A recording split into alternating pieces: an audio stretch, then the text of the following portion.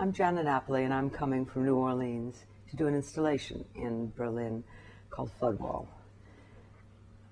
Wall is a topic you're familiar with. Walls are built to keep things out or in.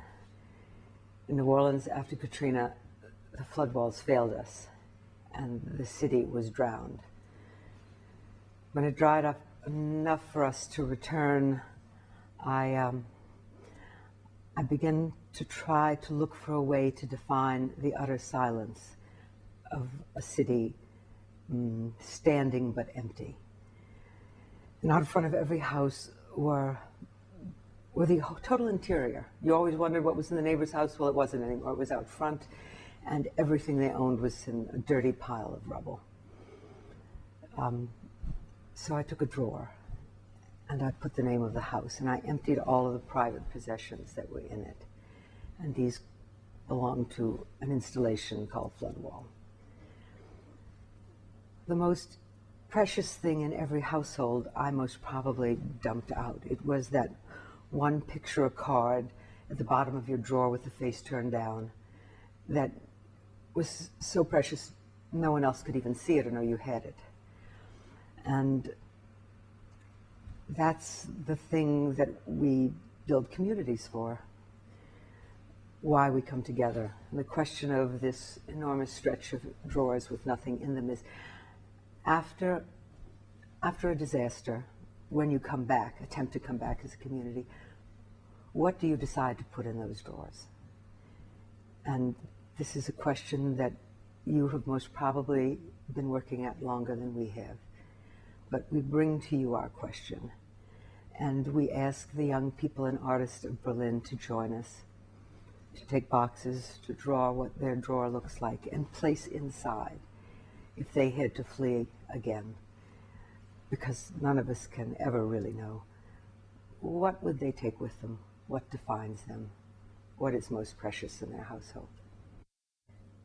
Do you have any particular anecdotes or moments that were particularly moving as you found these drawers and looked for them? Yes. The part of the city that we were told we should never live in again is called the Lower Ninth Ward, and anyone who watched television is most probably familiar with that part of New Orleans. When I first picked up the drawers, I was embarrassed. I didn't want to disturb anyone, but as I went along, I began to ask, what do you want this drawer to say? And the people would say, where are you taking them? And I'd say, I'm taking them to Washington, D.C.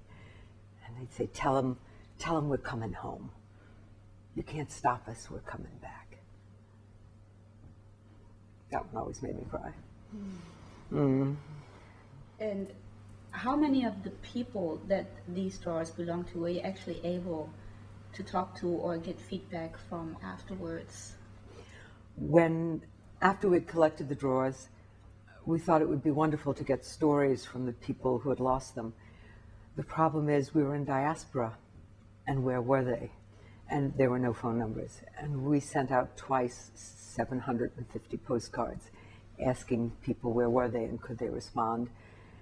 And out of those, we have 35 oral histories that we collected that are the drawers' stories. And the ones, of course, from the people on the street who handed me their drawers. The woman who handed me a drawer crying because it belonged to her mother, who died at 100 after immigrating from Cuba to New Orleans. And it is all she has left of her household. She came to the wall when we put it up in Louisiana. And for most of the people, those drawers represent all that is tangibly left of the life they had before.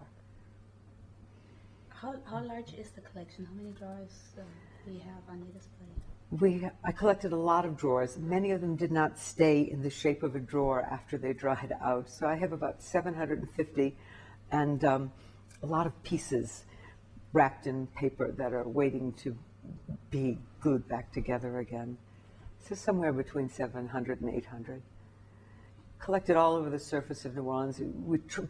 Towards the end, they had big cranes in picking up what was left in front of the houses, and I was running in front of them trying to get a drawer from the block called harmony or hope or music. And I became attached to the map of the city, trying to represent everyone.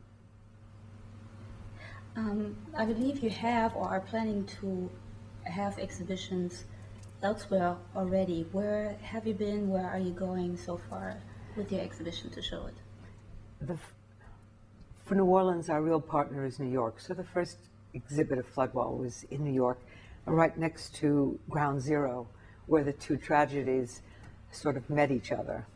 And I don't know, we had 1 million people come because we were in a public space. And then it moved around the states and came to the State Museum in Louisiana and went to Cincinnati and to Austin, Texas. Oh, yes. And then we had an exhibit in Bremerhaven this past, it's almost a year that it closed, and they held the drawers to see if they would be interesting to exhibit in the rest of Europe. So we will be in Warsaw, Wrocław, Berlin, and then Northern Holland this fall season. And that's all we know at the moment. And what are your plans or your hopes for the exhibit here in Berlin? Anything particular you're looking for? It's interesting to be here in Berlin because it's a city rebuilding itself. And the question of the wall is, what do we do? How do we define ourselves? What price are we willing to pay to live in community with each other? And Berlin seems to be one of the epicenters of that question, and also in the front of the thoughtfulness about what it means and how you do it. And so I'm interested in the response of young people.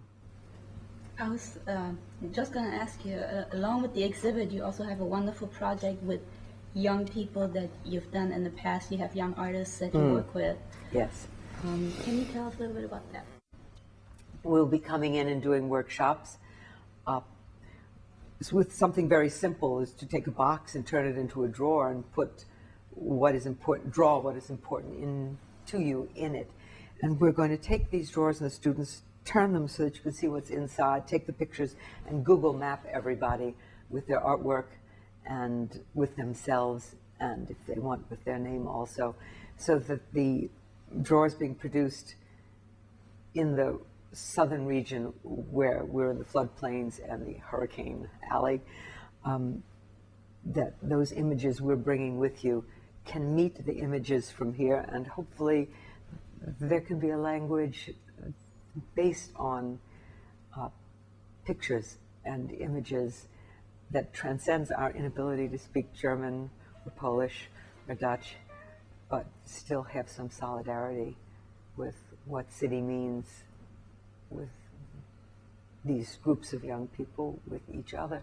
And for myself as an artist, I'm incredibly engaged with the thought of being able to see an image that speaks for what people really want and believe and think here.